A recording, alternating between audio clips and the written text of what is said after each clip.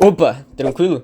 Em dezembro de 2021 eu fiz esse desenho aqui do Killua quando a gente estava aprendendo a desenhar. E hoje, após receber um convite de collab de um parceiro que conheci recentemente aqui do YouTube, decidi estar refazendo essa arte e utilizar dela para passar diversas dicas para você que quer evoluir assim como eu, ou até melhor, nos seus próprios desenhos. Desde já, peço para que, se você gostar do conteúdo, deixa o like e se inscreve aí no canal, que me dá uma força enorme, fechou? Então, sem muita enrolação, bora logo pro esboço.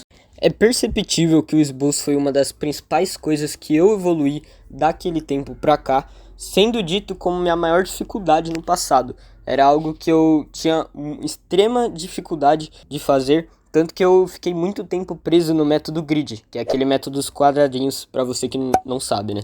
E hoje em dia eu tenho uma técnica, um método muito mais consolidado e consigo enxergar o meu esboço de maneira correta, para conseguir facilitar o meu processo quando eu estiver fazendo um desenho. As principais dicas que eu tenho para você, como eu disse anteriormente, é se adequar a uma técnica. Para você que quer saber a minha técnica de esboço, o meu vídeo passado, no caso, que eu falo justamente sobre isso. Eu mostro toda a minha técnica de esboço de rosto, principalmente, e passo algumas dicas relacionadas no esboço para você errar menos. Fora isso, é importantíssimo que você comece a enxergar o esboço com certa tridimensionalidade nele. Então, enxergar o seu desenho com profundidade, conseguir separá-lo em etapas para realmente conseguir deixar o seu processo mais fluido. Então, simplificar o seu desenho através de linhas, formas ou até mesmo moldando os traços do seu desenho de maneira mais tranquila e devagar, sem muitos detalhes, é importantíssimo para você que quer estar fazendo um esboço muito mais fluido e muito mais próximo das referências que você está escolhendo. Eu não vou me estender muito no esboço justamente por conta do meu vídeo passado, em que eu passei muitas dicas relacionadas a isso, dicas bem valiosas por sinal. Então eu quero falar um pouquinho agora sobre a coloração, que foi algo que me ajudou demais a melhorar totalmente a estética dos meus trabalhos. Antes de mais nada, queria comentar que essa referência é de outro artista, tá? No caso, o Jovem Desenhista.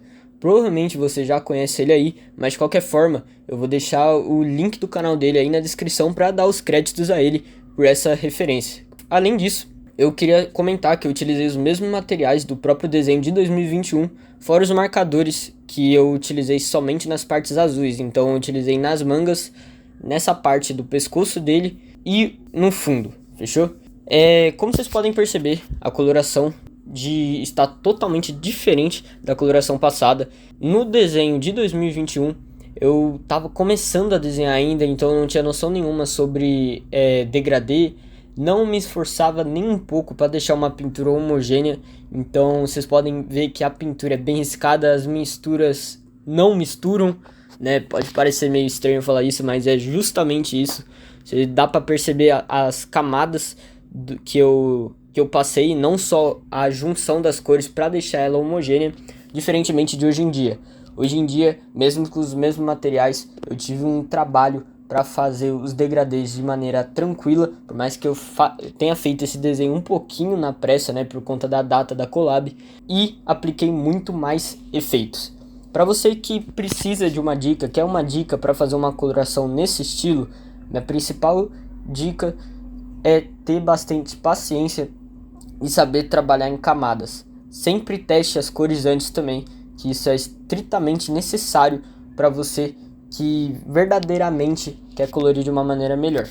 Uma coisa que eu percebi nesse desenho, principalmente na parte do cabelo e da roupa, é que a maneira mais fácil de trabalhar com degradês, fazendo primeiro uma base com um tom mais claro e depois trabalhando os tons mais escuros, porque eu sinto pelo menos que tendo uma base, né, sem ser o tom próprio da folha tudo claro, eu consigo ter uma noção melhor mais ou menos de como que vai sair o degradê e onde que eu tenho que trabalhar cada parte do desenho. Então eu faço uma base para sombra, faço uma base da parte comum e depois venho com os tons adicionais com os degradês.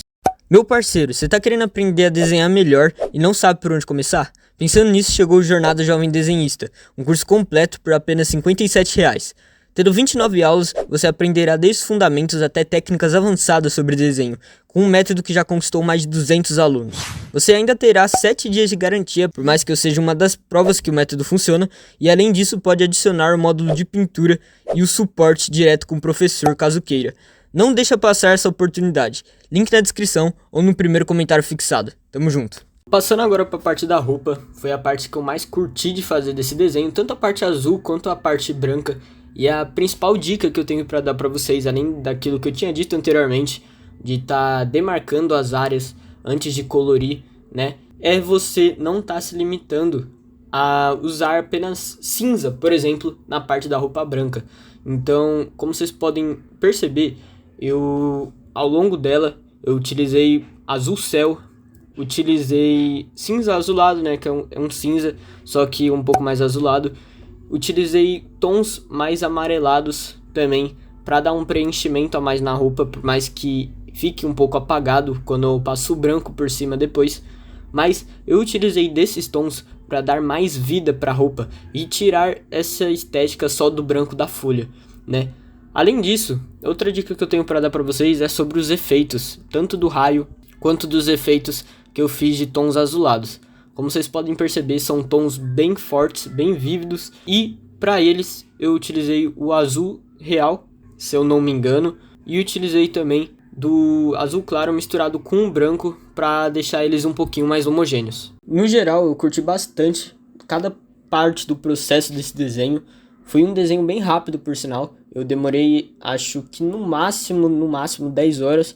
Pode parecer muito, mas para um desenho nesse estilo, nessa qualidade, é um tempo razoavelmente bom, né? E como vocês puderam perceber, o tema desse vídeo ele foi um pouquinho menos específico do que o convencional.